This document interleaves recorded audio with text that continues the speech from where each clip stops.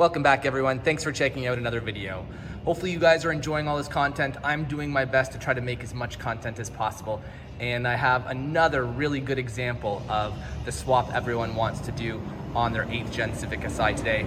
So I thought I would make another video for you guys. Hopefully you enjoy it. As always, let me know what you think in the comments. But today on the dyno, I have a 2007 FA5, I believe it is. So a 2007 Civic Si 4-door sedan.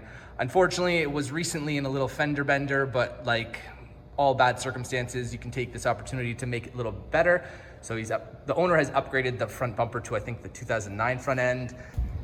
Additionally, he's also converting the rear end to our CSX style, which is like the Civic Type R style. We got this style rear end in Canada as an Acura CSX model. I really like these tail lights and this trunk on these cars. But today is all about the engine, so why don't I lift the hood and show you what we're working with today. All right, guys, so the reason I'm making this video is this car is a really good example of what I try to tell all of my 8th gen tuning customers. I tuned this car a year ago.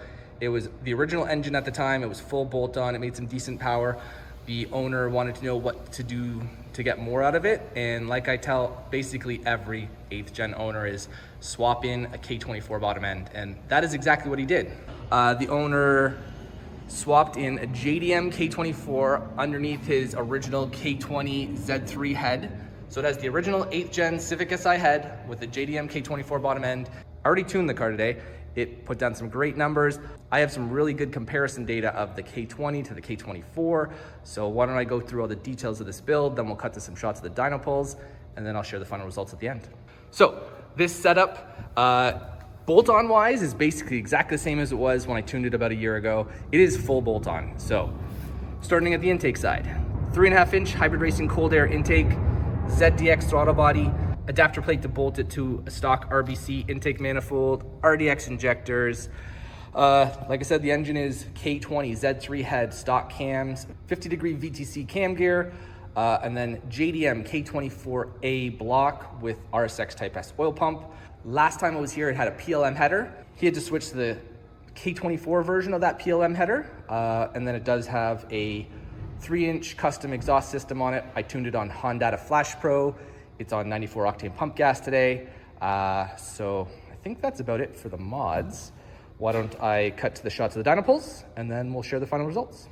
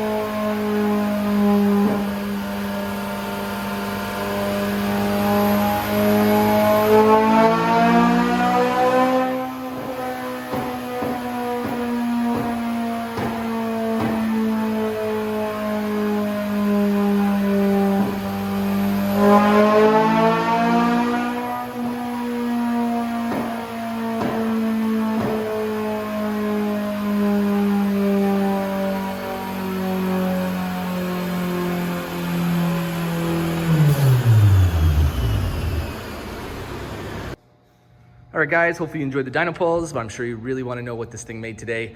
And up on the screen, I have the dyno graph from last time it was here. Last time it was here, it made respectable numbers, nothing crazy, not what we were shooting for with the full bolt-on setup. So the customer wanted to know what he could do more. Like I said, I told him to do a K24 bottom end. He did that and brought it back. So I'm gonna share with you some of the dyno graphs of how we approached this tune. So because this car was already here, I tuned it basically in this exact same state about a year ago. I had a pretty good base map for it. I had the K20 version of this tune, and what I ended up doing was loading up that tune again, adding 20% fuel to the fuel maps, and then starting it up, and then started my tuning from there. So I'm gonna bring up the first dyno pull that I did with the original tune, but 20% fuel, which ended up actually needing about 25% fuel, which is a really good indicator that it's a healthy setup, because if the engine's asking for 25% more fuel, you know it's gonna make significantly more power. So I'm gonna bring up the first pull I did. I always start off tunes with VTEC off, so this first pull will be without VTEC on.